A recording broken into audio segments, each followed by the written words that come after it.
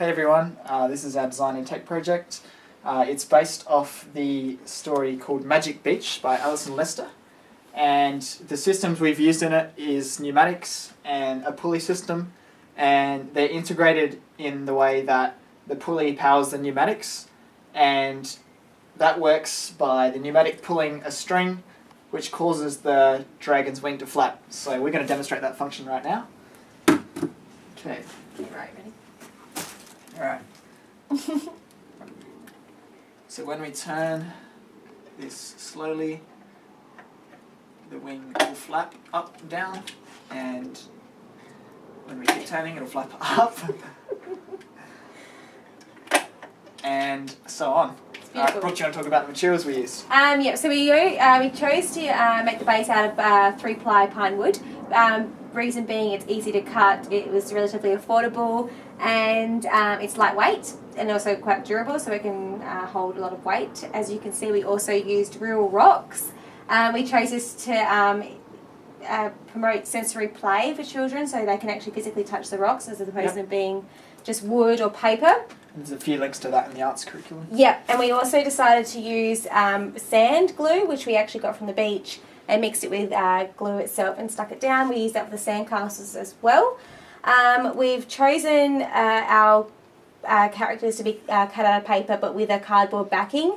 A reason being is we want the kids to be able to touch the characters without them being broken, and they're durable enough as we've actually painted over them with varnish, so the kids can sort of really touch them quite strongly and not have it bend or snap or anything.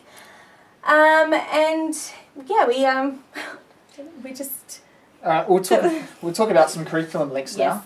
So we're going to show you the internals of our system, and that way we'll be able to explain how we linked it to the Year 3 and 4 science curriculum. So if you want to get a closer shot under here. So in the Year 3 and 4 science curriculum, one of the big concepts that's explored is force and motion. So the reason we chose a pulley system is because it'll teach students how the use of friction can create a transfer in energy and power another pulley. And the reason we used a hydraulic is because that creates a linear force. And so what we thought we'd do is we would show students how integrating the systems together can create, we can convert the rotational force created by the pulleys to linear force powering the hydraulics.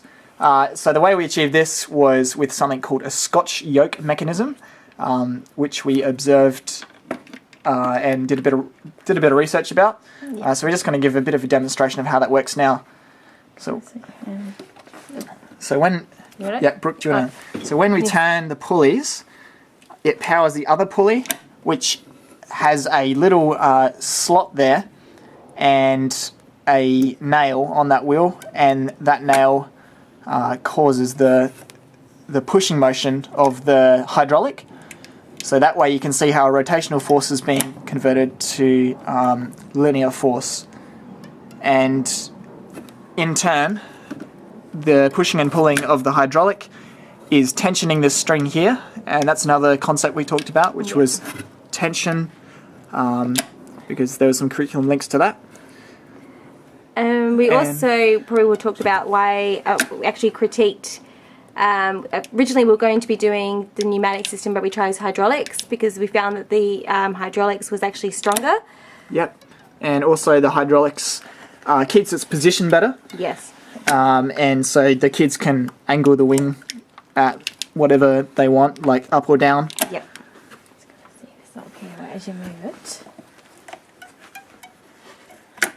So while the function produced is simple, it's more about the systems that we implemented here and how that can be used, like as an educational, as a science lesson.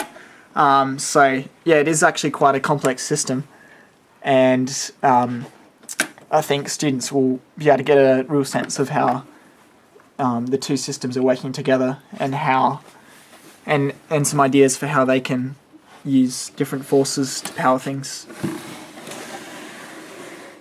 There we have. All right. Beautiful. And that's our model. That's Thank you. it. Thank Thanks, guys. you.